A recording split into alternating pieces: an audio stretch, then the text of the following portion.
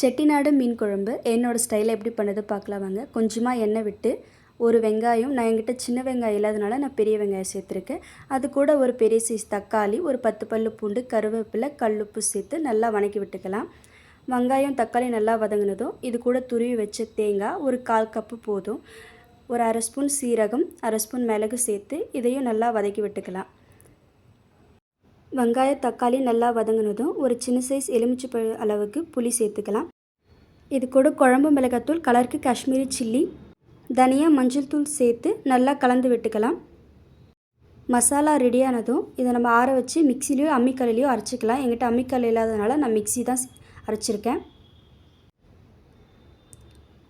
மசாலா ஒரு பக்கம் இருக்கட்டும். இப்போ கொஞ்சமாக எண்ணெய் விட்டு கடுகு, கருவேப்பிலை, காஞ்ச மிளகாய், இது கூட ஒரு 10 பல்லு பூண்டு, பொடியாக நறுக்கின வெங்காயம் சேர்த்து நல்லா வதக்கி விட்டுக்கலாம். என்கிட்ட சின்ன வெங்காயம் இல்லை, அதனால் நான் பெரிய வெங்காயம் தான் சேர்த்துருக்கேன்.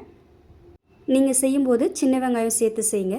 இப்போ இது கூட ஒரு சின்ன சைஸ் தக்காளி சேர்த்து நல்லா வதக்கி விட்டுக்கிட்டேன்.